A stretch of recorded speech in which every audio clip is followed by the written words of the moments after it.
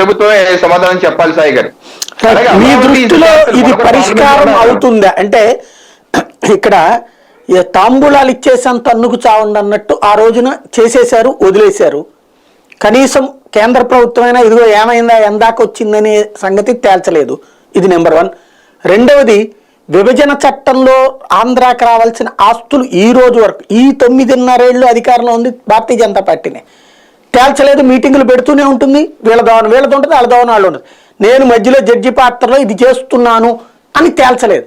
ఇప్పుడు రాజధాని రేపు పొద్దున ఒక డిస్ప్యూట్, సరే అది పోనీ మీరు అన్నట్టుగానే అమరావతిని డిసైడ్ చేసేసారు అనుకుందాం. అప్పుడు వాట్ నెక్స్ట్? ఈ ఆస్తులన్నీ వదిలేసుకోవడమేనా ఇక తెలంగాణకి? ఇది క్రిటికల్ పాయింట్ అండి.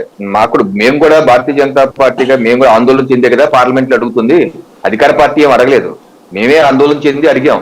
దీని మీద రిజల్యూషన్ 1,20,000 కోట్ల రూపాయలు మనం డిమాండ్ చేస్తున్నాం. వాళ్ళు 30-40 వేల కోట్ల రూపాయలకు కూడా ఒప్పుకోవట్లేదు. అంటే సరిగ్గా చెప్పాలంటే కాస్ట్ లెక్క చూసుకుంటే కనుక మాక్సిమం వాళ్ళు 20,000 కోట్ల రూపాయల ప్రాపర్టీకి దేనికి ఒప్పుకుంటున్నారు. అది జరిగితే 1,00,000 కోట్ల రూపాయల నష్టం వస్తుంది ఆంధ్రప్రదేశ్కి.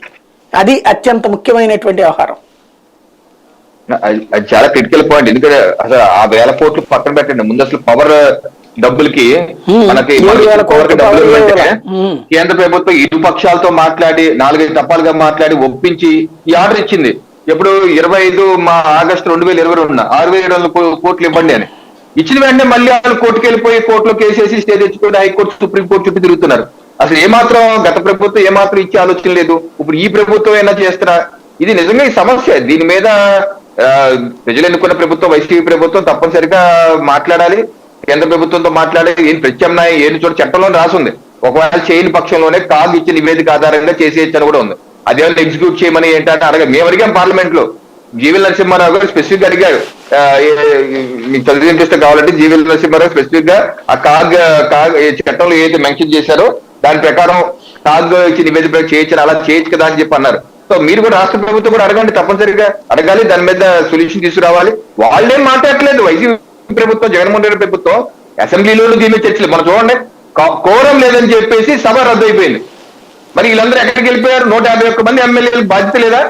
151 ఎమ్మెల్యేలు వాళ్ళకుండి ప్రతిపక్షం అంటే ఎట్లాగో వాళ్ళు రావట్లేదు. పక్కన పెట్టండి, మీరు 151 మంది ప్రజలు గెలిపిస్తే మీరు సభకు రాకుండా సభకు డుమ్మా కొట్టి ఎప్పుడో సంవత్సరానికి 2 రోజులు 3 రోజులు పెట్టే సభకు కూడా మీ సమయం అవ్వకుండా